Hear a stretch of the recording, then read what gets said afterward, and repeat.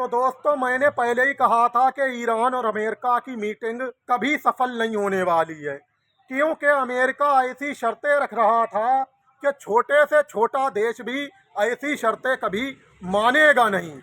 और ईरान तो फिर ईरान है। फिलहाल बैठक होनी थी जिनेवा में और ये टास्क हो चुके हैं। 26 फरवरी की सुबह पहली मीटिंग हुई थी, जिस मीटिंग में ईरान जो है कतई नरम नहीं पड़ा था और उसने कैसी भी अमेरिका की कोई बात को माना नहीं था। जिसके बाद अमेरिकी राष्ट्रपति डोनाल्ड ट्रंप को बताया था उनके दूत स्टीव विटकॉफ ने कि पहले राउंड की मीटिंग में ईरान कहीं से नरम पड़ता नजर नहीं आ रहा है, ना ही वो कहीं पे लच रहा है। फिलहाल बातचीत दूसरे राउंड की हुई, उसमें बताया गया था स्टीव विटकॉफ की तरफ से कि ईरान कुछ नरम नजर आया है और कुछ शर्तों को वो मान सकता है, उम्मीद है। अब टोटल जवाब फाइनल निकल के सामने आ चुका है और फाइनल मीटिंग का रिजल्ट भी सामने आ चुका है। ईरान ने अमेरिका की दादागिरी को ठोकर पे मार दिया है और जितनी भी अमेरिका की दादागिरी थी सारी की सारी अमेरिका के पिछवाड़े में घुसेड़ दी है। अमेरिका की तरफ से शर्तें रखी गई थी। पहली शर्त यह थी कि ईरान अपना परमाणु प्रोग्राम बंद कर दे, जितने भी परमाणु फैसिलिटी हैं, रिएक्टर हैं, वो सब बिल्कुल बंद कर दे और यूरेनियम संवर्धन जो है वो जीरो कर दे। और जो भी यूरेनियम मौजूद है ईरान का ने वो अमेरिका को सौंप दे। तो ईरान की तरफ से साफ जवाब आया।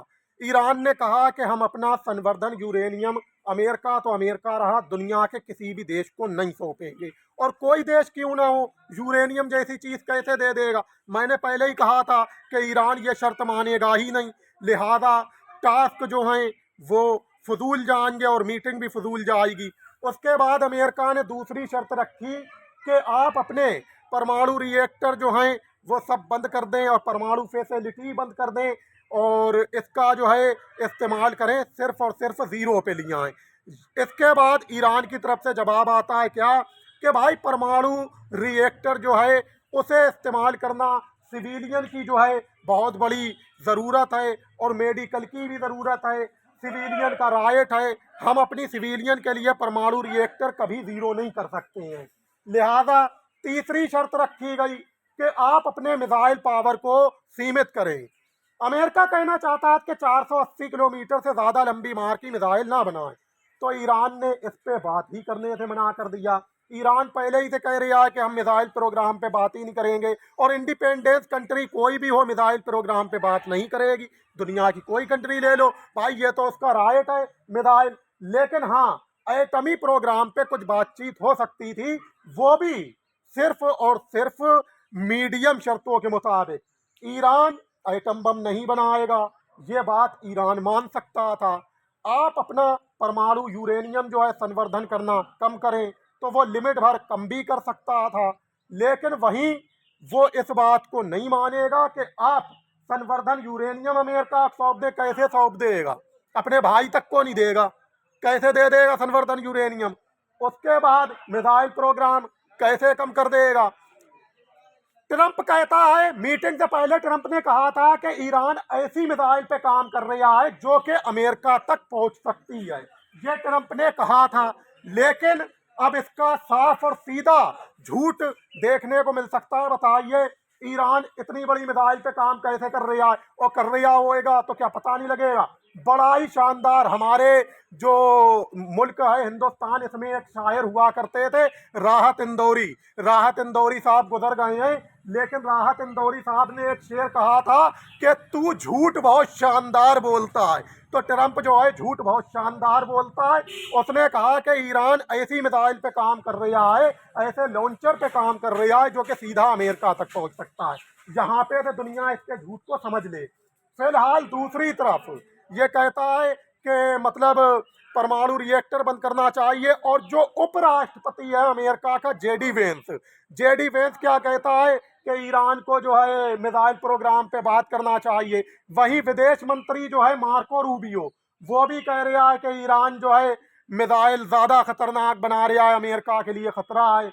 इसके बाद अब जरा देखिए अमेरिका की थ्योरी और टेक्निक को देखिए कि एटमी प्रोग्राम से मुद्दा भटका के मिसाइल प्रोग्राम पे आ रहा है। अब ज़रा इसकी हरकत देखिए कि मिसाइल प्रोग्राम को सामने रख लिया है, जबकि ईरान पहले ही कह चुका है कि हम मिसाइल प्रोग्राम पे बात ही नहीं करेंगे। लेकिन ये जो है एटमी प्रोग्राम से भटकाते हुए बड़े बड़े नेता जो हैं, विदेश मंत्री हो या फिर उपराष्ट्रपति हो, राष्ट्रपति हो, ये सब के सब ईरान के मिसाइल को लेकर सवाल उठा रहे हैं। फिलहाल अमेरिका की तरफ से मीटिंग में शामिल रहा, कौन शामिल रहा? जेडी वेंस शामिल रहा है, उपराष्ट्रपति। वहीं विदेश मंत्री मार्को रूबियो शामिल रहा। वहीं जो इसका जेडी बूशनर है वो शामिल रहा है। अमेरिका का जेडी बूशनर जो है ये डोनाल्ड ट्रंप का दामाद है। इसने भी मिसाइल प्रोग्राम को लेके मुद्दा उठाया था ईरान के। फिलहाल ईरान जो है इन शर्तों को मानने से मना कर रहा है और उसने साफ साफ कह दिया है कि आपको अब्राहम लिंकन भेजना है, भेजिए खाड़ी में। यूएसए हैरी क्रूमैन भेजना है, भेजिए खाड़ी में। आपको JF-35 भेजना है, भेजिए खाड़ी में। ब्लैक हॉक भेजना है, भेजिए खाड़ी में। आपको जेराल्ड आरफोल्ड भेजना है, भेजिए खाड़ी में। आपको अत्याधुनिक हथियार भेजना है, भेजिए खाड़ी में। आपको अपनी फौजें भेजना है, भेजिए खाड़ी में। सबको हम समंदर की खुराक बना देंगे, सभी को समंदर में दफना देंगे। ईरान ने साफ कह दिया है कि आप जितनी चाहें ताकत लगा लें, ये तीनों में से कोई सी शर्त मानी नहीं जाएगी। दूसरी तरफ ईरान के जो सुप्रीम टीम लीडर हैं आयतुल्लाह खोमैनी, वो कहते हैं कि हम अपनी संप्रभुता से समझौता नहीं करेंगे और ना ही कोई दबाव में हम समझौता करेंगे। लिहाजा अगर इसके लिए हमें जंग करना पड़ी तो हम जंग भी कर लेंगे, लेकिन हम ईरान की संप्रभुता यानी कि ईरान की इज्जत से समझौता नहीं करेंगे। इज्जतदार डील हुई तो समझौता करेंगे, वरना अगर आप संप्रभुता से समझौता करना चाहते हो तो हम इसके लिए जंग का ऐलान कर चुके हैं और जंग के लिए तैयार हैं और लंबी जंग लड़ेंगे। मैंने कहा था ना कि ईरान लंबी जंग लड़ेगा। जो 20 साल का हवाला इसके एक्सपर्टों ने दिया था, मैंने पहले ही कह दिया था, ये 20 साल का जो हवाला अफगानिस्तान का दिया गया ये कमता रहे। मैंने परसों कहा था ही खड़े होके कि ये जो है हवाला कम दे रहे हैं 20 साल का, ये जंग कम से कम 50 साल तक जाएगी। क्योंकि ईरान के पास मौजूदा टाइम में हथियार इतने हैं कि ईरान अगर नए हथियार नहीं भी बनाएगा या चीन और रूस से नहीं भी खरीदेगा तो भी उसके कने इतने हथियार सुरंगों में मौजूद हैं कि अपने निजी हथियारों से ईरान लड़ेगा तो कम से कम 50 साल लड़ता रहेगा, हथियार नहीं खत्म होएगा। लेकिन अब ईरान ने साफ साफ कह दिया है कि ये शर्त हम मानेंगे नहीं, तीनों में से कोई भी। ना तो हम अपना परमाणु रिएक्टर बंद करेंगे, ना परमाणु फैसिलिटी बंद करेंगे, ना ही यूरेनियम बिल्कुल ज़ीरो करेंगे, क्योंकि ये जनता का राइट है, सिविलियन को राइट है। हमें भाई इलेक्ट्रिसिटी भी तो चाहिए। हम एक बड़ा देश हैं, इंडिपेंडेंस कंट्री हैं, हमारा मुल्क बड़ा है, रकबा बड़ा है, हमारे देश का अधिकार है, हक है। और जनाब हम जो हैं इसके लिए इलेक्ट्रॉनिक सिटी की भी ज़रूरतों को पूरा करेंगे, वहीं हम मेडिकल ज़रूरतों को भी पूरा करेंगे। तो हम जनता के लिए कहाँ से लाएंगे? परमाणु रिएक्टर बंद करके ये कहाँ से हम पूर्ति करेंगे? ईरान ने साफ मना कर दिया। इसके बाद मिसाइल प्रोग्राम पे भी ईरान ने साफ मना कर दिया कि मिसाइल प्रोग्राम पे बात ही नहीं करेंगे।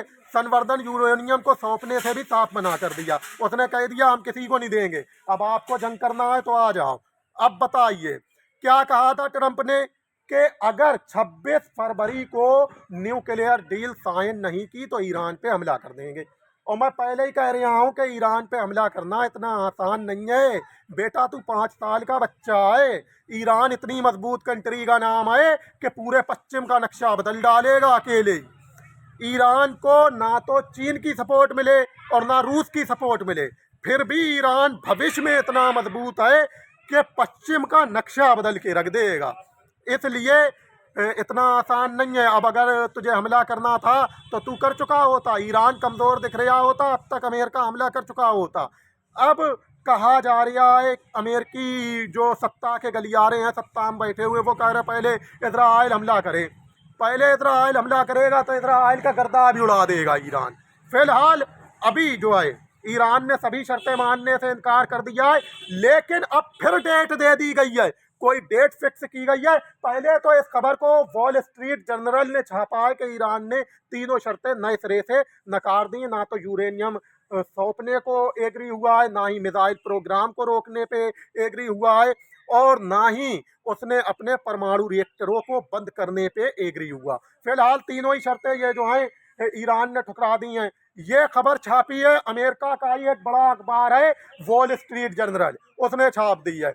लिहाजा अब जो है अभी टेक्निकल टीमें लगेंगी, टेक्निकल टीम ईरान की और टेक्निकल टीम अमेरिका की, अभी इनकी भी मीटिंग होगी, इनके भी टास्क होंगे। तो अब ये बताइए, मुझे बड़ी हंसी आती है जब मंत्री बैठे, विदेश मंत्री अमेरिका का ही बैठा, विदेश मंत्री ईरान का ही बैठा, और जनाब इनके दूत भी बैठे, बातचीत हुई, मीटिंग हुई, ईरान ने साफ इनकार कर दिया, कोई मतलब इसका हल नहीं निकला, कोई रिजल्ट नहीं निकला, कोई समझौता नहीं हो सका ना। अब बताइए, अगर टेक्निकल टीमें अब मीटिंग करती भी हैं तो उससे क्या हल हो जाएगा, क्या उसका कुछ रिजल्ट निकल पाएगा? It is a no impossible. मुझे तो ये लगता है कि बस ये टाइम पास हो रहा है और कुछ नहीं होएगा।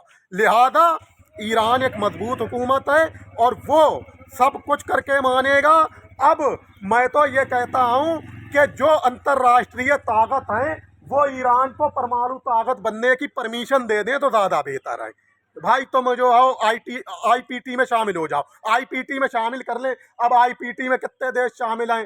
पाकिस्तान है, हिंदुस्तान है, चाइना है, रूस है, अमेरिका है, फ्रांस है, जर्मन है, इजराइल शायद आईपीटी से बाहर है, लेकिन ये एक एटमी पावर है, आईपीटी से बाहर है। लेकिन उत्तर कोरिया जो है वो गैर कानूनी तरीके से परमाणु हथियार रखे है, वो भी अपनी ताकत दम पे रखे है। आओ पूरी दुनिया एक होके आ जाओ, मैं तो लड़ने को तैयार हूँ, मेरे कने तो एटमी हथियार है, मेरे कने तो एटम बम है, मैं तो चलाऊंगा। अमेरिका की फटती है, अमेरिका की लुपा के लेती है, तो उत्तर कोरिया से तो लड़ नहीं पा रही है, क्योंकि उसके कने उस तक मार करने वाली मिसाइलें भी हैं और एटमी बम भी हैं। अब ईरान से भी फटने लगी है, ईरान से भी लुपा के लेने लगी, क्योंकि ईरान कने अभी तक तो शक था एटम बम है या नहीं है, लेकिन अब क्लियर है कि उसके कने 8-10 एटम बम हैं। फिलहाल ईरान कने मिसाइलें भी लंबी मार की हैं। अब अमेरिका की ईरान से ही फटने लगी है। लिहाजा मैं आईपीटी से कहना चाहता हूं कि आईपीटी जो है लगभग 10-12 देश जो शामिल हैं एटमी पावर हैं, उनमें परमिशन दे दे तो ज़्यादा बेहतर है। परमिशन दे दे और कह दे भाई आप बना सकते हो, लेकिन गलत इस्तेमाल मत करना, बस ये कह दे, तो उसमें अमेरिका की इज्जत भी बच जाएगी और मतलब आईपीटी की भी इज्जत बच जाएगी और जंग भी टल जाएगी। जंग करोगे तो देखो भाई, साफ सीधी बात है कि ये वो जंग होएगी कि खरबूजा छुरी पे गिरे और चाहे छुरी गिरे खरबूजे पे, कटेगा खरबूजा ही। तो अब आप ये समझ रहे हो कि अमेरिका बच जाएगा तो अमेरिका भी कटेगा, इसमें बचना नहीं है, और पश्चिमी देश भी लपेटे में आ जाएंगे। फिलहाल समझदारी इसी में आईपीटी परमिशन दे दे ज़्यादा, या फिर लिमिट के तौर पे समझौता कर लिया जाए तो बहुत बेहतर है। फिलहाल खबरों में इतना ही है। मशरिक़ वस्ता से यही खबरें निकल के सामने आई हैं। जिनीवा की बैठक में ईरान ने तीनों में से एक भी शर्त नहीं मानी है, वॉल स्ट्रीट जर्नल ने छाप दिया है। लेकिन अब जंग होगी क्या किसी और तरीके से समझौता होगा? अभी टेक्निकल टीमें जो हैं वो मीटिंग करेंगी, क्या डेट फिक्स की गई है और क्या डेट फिक्स की जाएगी ये तो वक्त बताएगा। और जो भी खबर निकल के सामने आएगी उस पर मैं नया वीडियो बना के शेयर करूंगा। फिलहाल दोस्तों अब जंग होगी या समझौता होगा ये तो वक्त बताएगा, और जो भी खबर निकलेगी उस पर मैं बना के वीडियो नया शेयर कर दूंगा। फिलहाल खबरों में इतना ही है, जब तक के लिए इजाज़त दीजिए, खुश आमदीद।